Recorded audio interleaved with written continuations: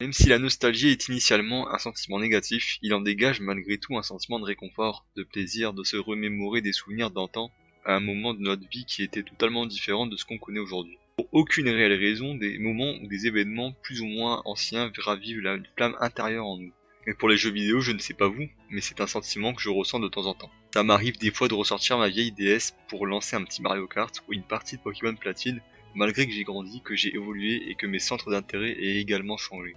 Mais voilà, il y a un ancrage dans mon cœur pour certains jeux de mon enfance qui restera sûrement à vie. Et voilà, c'est l'occasion pour moi d'en parler dans cette vidéo. Bien sûr, la nostalgie est entièrement subjective de par ma jeunesse, donc il y a sûrement des divergences entre ce que vous avez eu comme nostalgie et ce que moi j'ai. Ce que je vous invite à faire, c'est de partager dans les commentaires les jeux vidéo de votre enfance avec la période à laquelle vous avez joué.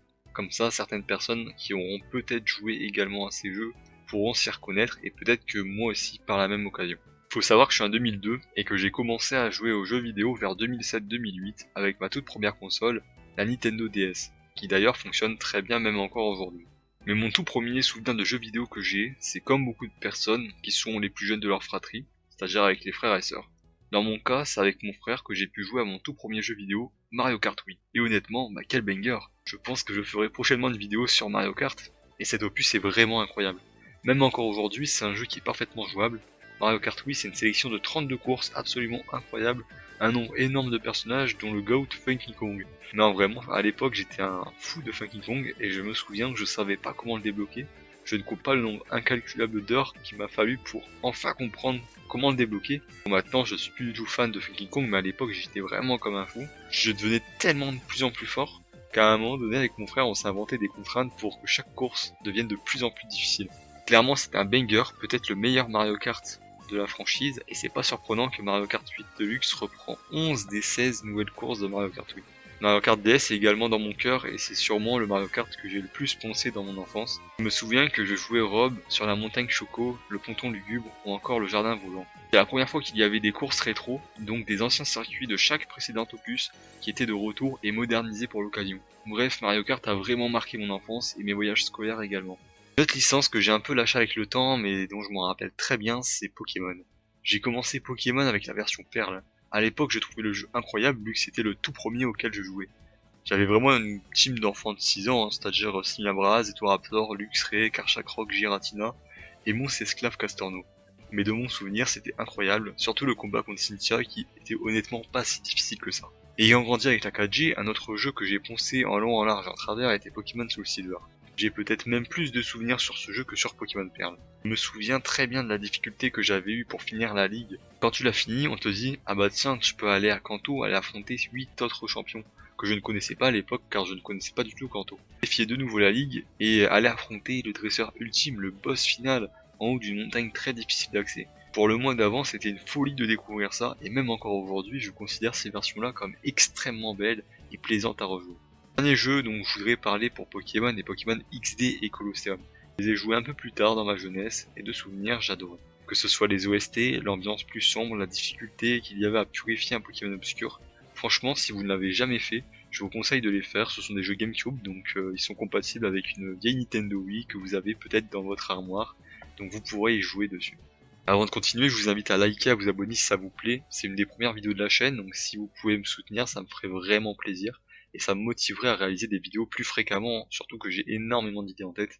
C'était la petite parenthèse, on peut continuer du coup avec la suite.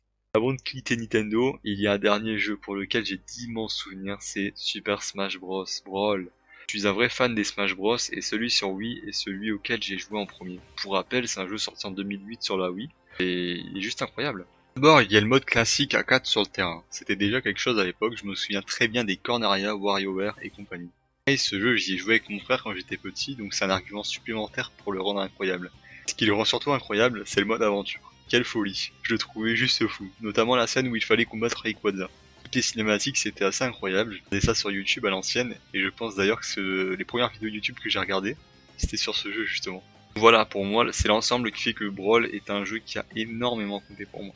Je parle beaucoup de Nintendo, mais je ne suis pas qu'un joueur Nintendo. J'ai aussi énormément poncé les PlayStation avec la PS2, la PS3 ou même la PS4. Sur PS2, il y a un jeu que personne ne connaît, mais je trouvais ça incroyable à l'époque. Maintenant, en vrai, voilà, pas si ouf que ça, hein. C'est Harry Potter et la Coupe du Monde de Quidditch, sorti en 2003. Si l'un d'entre vous a joué à ce jeu, qu'il se manifeste dans les commentaires parce que je connais strictement personne qui y a joué. Contextualisé, j'avais 8-9 ans, donc vers plutôt 2010-2011, et je suis dans une période de Harry Potter. Et oui, j'étais un grand Potterhead à l'époque. Je pense que Harry Potter, je les ai regardés au moins 20 fois, 30 fois, je les connais par cœur ou presque. Et à cette période, c'était assez hardcore. Je pense que je les ai regardés tous les mois, vraiment. À chaque mois, je me faisais un marathon Harry Potter, c'était une folie. Mais du coup, j'ai concilié les films Harry Potter et les jeux vidéo avec, du coup, un jeu vidéo Harry Potter. Et là, c'était la Coupe du Monde de Quidditch, donc c'était pas pareil que les autres jeux Harry Potter. Bref, à l'époque, je trouvais ça exceptionnel, alors qu'en vrai, le jeu était éclaté, la jouabilité dégueulasse et les graphismes, bah, je préfère pas en parler. Mais bon, il reste dans mon cœur malgré tout. Et une dernière passion qui s'est traduite dans les jeux vidéo auxquels j'ai joué a commencé en 2010 et est encore présente aujourd'hui dans une moindre mesure, ce sont les jeux vidéo de football. Je suis devenu un grand passionné de football depuis la Coupe du Monde 2010, pas par le niveau de l'équipe de France, mais pour les stars de l'époque, Diego Forlán, David Villa, Fernando Torres sont encore dans mon cœur aujourd'hui. Du coup, comme j'avais adoré la Coupe du Monde, bah, j'ai pas fait comme tous les enfants, c'est-à-dire intégrer le club du foot du village.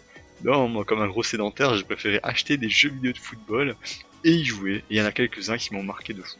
Football, c'est un jeu de foot sorti en 2010 sur PS3 et c'était vraiment fun à y jouer. À l'époque, j'y jouais avec mon cousin et on s'était créé des pires persos possibles. Assez drôle et en plus on pouvait jouer un match sur le vieux port par exemple. Vraiment un immense jeu en termes de nostalgie. J'avais aussi acheté le jeu La Coupe du Monde 2006 que j'ai torché. On avait la possibilité de faire des mi-temps de 45 minutes dessus et je me faisais ça de temps en temps.